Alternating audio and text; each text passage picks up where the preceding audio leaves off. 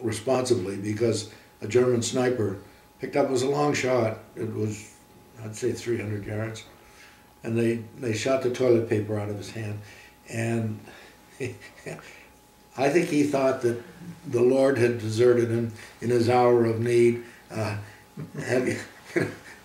Can't you leave me alone at least while I'm going to the bathroom and so forth. But you had some other occasions too that were far oh yeah, the more serious. So tell us about the one that almost a mile.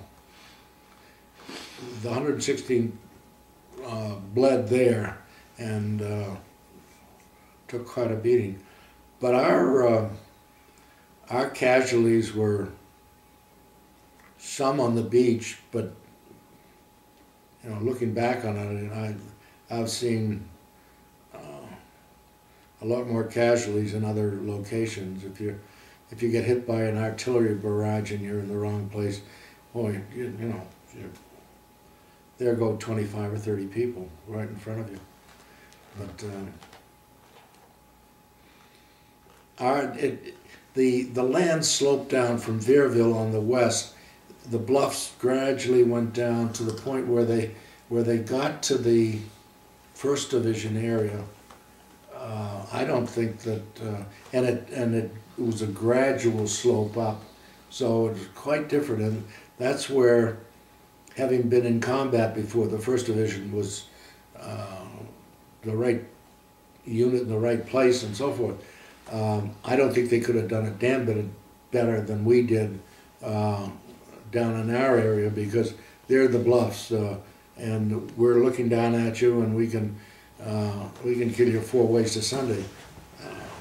But I think that for a National Guard division that had trained very hard for a year and a half in England, they did a very, very good job. What happened that day? What were your plans? Did you have guidance as to what you were to do? Or I'm a private. I'm in the end squad. I'm told what I'm going to do. Okay, and what did they tell you to do? They didn't. Nobody came. What happened was that a kid got shot in the stomach by a sniper 5 yards away from me. And I tried to get out to get him, and he almost got killed by the sniper. And I didn't see any good way of rescuing him. That was a decision I made. I rescued other people under fire. Matter of fact, I got a Bronze Star for doing it. So, but this one was funny. This was the first time where I could. I had to make a decision, and I really thought that it was I'd get killed if I went to him and tried to drag him away, because it would take effort to pull him by the shoulders and get him out of the line of fire and so forth. Well, if there's a barrage of fire being laid down, there was no point in it was just a sniper. It. Yeah. It was a sniper that if I moved away from my cover, I would have been dead, my opinion. And so I made a decision, and that was one that I lived with. I won't forget. Well, then the next day, then you did you move on from where you were on top? You were first in the hedgerows, I guess, at that point. Yeah. Did you continue on, and if so, to where? Well, the goal was Saint-Lô, the major rail and road hub, which was 17 miles inland, and it took us a month and a half to get there, and 10,000 casualties. So you were engaged in literally hand-to-hand combat from not hand-to-hand. Not hand-to-hand, but rarely, but small arms fire, or we were the next thing to it. You know, we were firing at people that were 20, 30 yards away. Firing back. That's close enough. Yeah, that's very close. I don't need. I didn't need to go up and shake his hand. I could see his eyeballs, and he could see mine, question of who shot first or ducked first or whatever. What did you think of the German soldiers? Have you... It's funny to think back on them. We saw various levels of competence. The Germans had fortified the coast, the so-called Atlantic Wall, all the way from Norway down to southern France. And that's an awful lot of land, and what they did was make resistance points here, there, and everywhere, and hope that that would cover that area or discourage Allied landings. But now I forgot my point. What did you think of the German soldiers as a fighting man? And you know, Well, if you're 30 yards apart, and well, we ran into these so-called static divisions.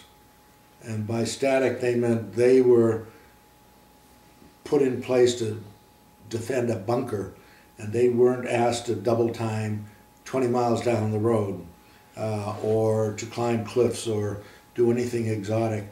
Just stay there and fire that machine gun or that cannon or whatever as long as you can.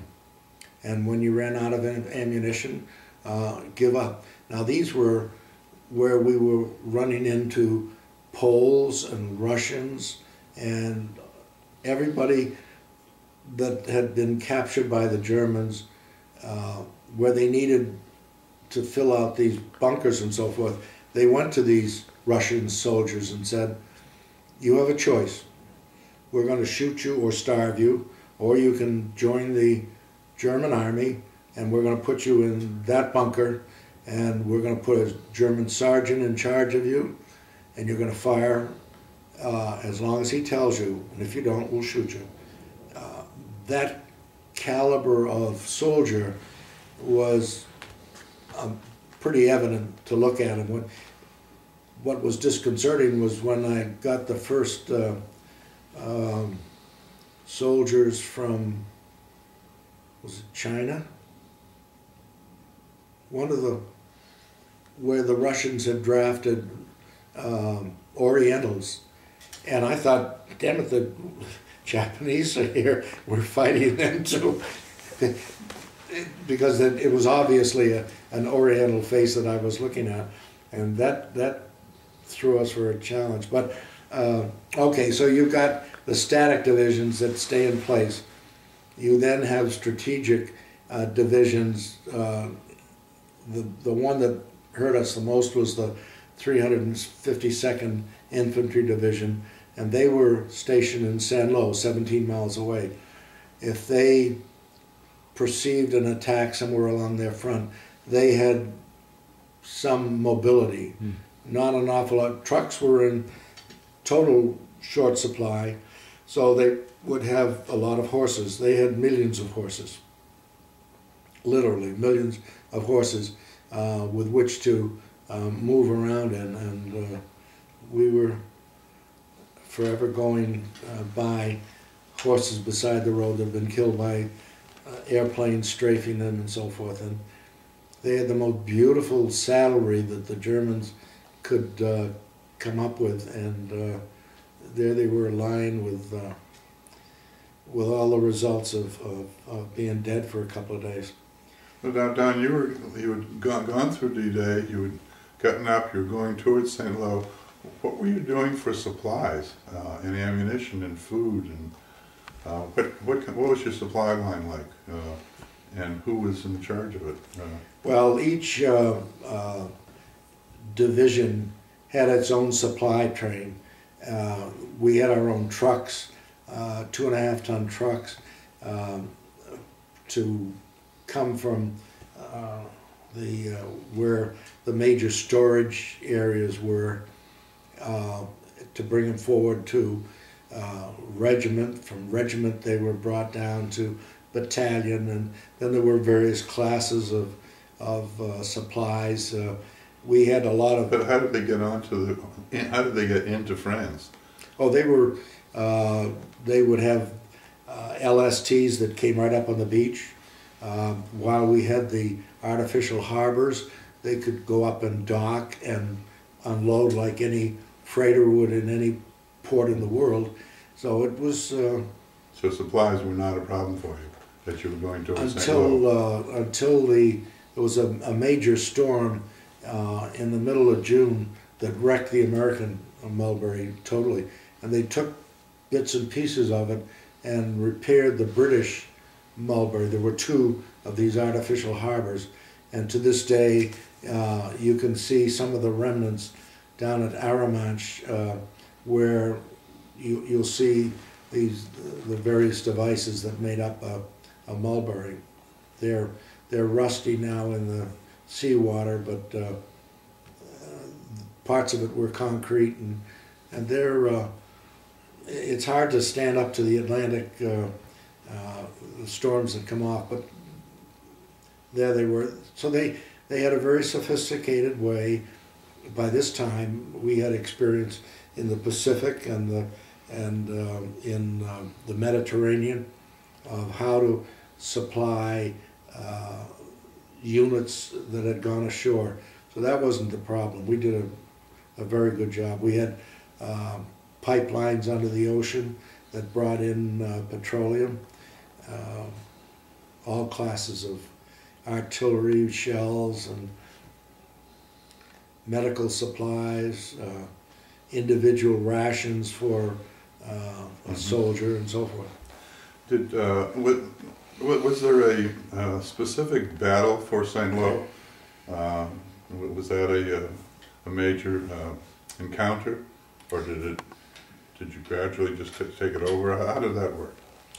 Well, it was the culmination of all the fighting that had gone on for a month and a half. As we got more experienced in the fighting, we did a better job, but we also got more and more casualties. And so, remember I told you that we had lost 10,000 between the beach and St. Lo, and that was at one hedgerow after another. So we just got replacements and were kept in the line, and we went from capturing one little town after another, come to a crossroads, and there were 4 or 5 houses there, and it took 2 killed and 7 wounded to take 5 houses, for example, and we just paid that price every day. On the German side, they were beginning to get better reinforcements, and specifically they took the 3rd Parachute Division from Brittany and marched it in, and so all of a sudden we not only noticed that the defenses were much better and more effective, but we from the middle of June on, we were up against the best that the Germans could offer. So it ranged from those people in the static divisions that all they had to do was sit in a bunker and pull a trigger, all the way to the German paratroopers who had experienced that they had Brest and the invasion of Europe behind them. They were very experienced people. But at St. Lo itself, was there a battle there? A continuing series of battles. Just a series of it. And yeah. When did you finally secure St. Lo? How long was that? It was about a month and a half. The end of July. So you got a siege then of... It wasn't a siege. We take the high ground. You always want to do that. Mm-hmm. And I can remember our going down a series of towns toward the Martinville Ridge, as a matter of fact. And when we had the 2nd Division on our left, the 35th Division on our right, and also the 30th. So we had 4 divisions trying to take the city of St. Lo. The 29th was right in the middle, and we had a division commander that believed that the only good soldier was the one that was fighting and moving forward, and if he got killed, that's too bad, but his responsibility is to charge enthusiastically at one hedgerow after another, and he was like Ulysses S. Grant. The casualties weren't so important as the ground taken, and he, I think, wanted to be a corps commander, and that meant that he always took every objective that he was told to take, and it was done at the expense of casualties. We had there was one other division that was close to our record, the 4th Division, which was a regular Army division, and we both had in the 20,000 casualty range. Where were these commanders while you were engaged in the battle with the enemy? Were they weren't, I gather, they weren't standing up right there behind you or in front of you? Now the leadership came, started with the squad leader, a sergeant, a platoon sergeant, company commander. Those were the ones that made it go, and we, as a result, we were losing non-commissioned officers and company grade officers on a regular basis.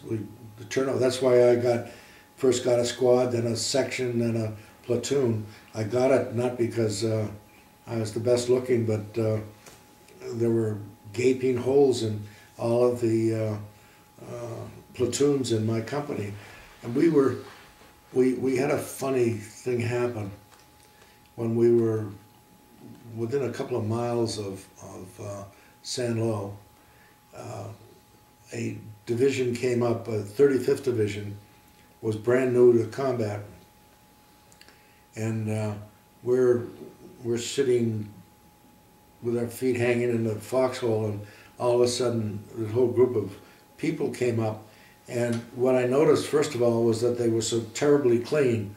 Their uniforms were not dirty, they had shaved, their equipment was shiny and new and so forth, and here was a lieutenant colonel, a battalion commander, and he didn't like what he saw. I don't think it shaved. If we did it every 3 or 4 days, I think we'd be lucky. It was not a high priority item. Our weapons were clean, but our clothing looked like it could be sent to the laundry right away and everybody would be happy. So he had this look on his face as he looked down on us that was not particularly sympathetic. It was, he was making a judgment. These were sloppy looking troops. And he said, "Who's in charge?" very imperiously. And I looked around, God, I guess I am, sir. I'm a staff sergeant at the time. And about that time I figured, I hadn't gone to an ANCO school or something like that, but it would be a good idea if I stood up and saluted. I could do that for him. So I did that, and he looked me up and down, and that didn't help him at all. And he said, "Where are all the foxholes?" I said, "Sir?"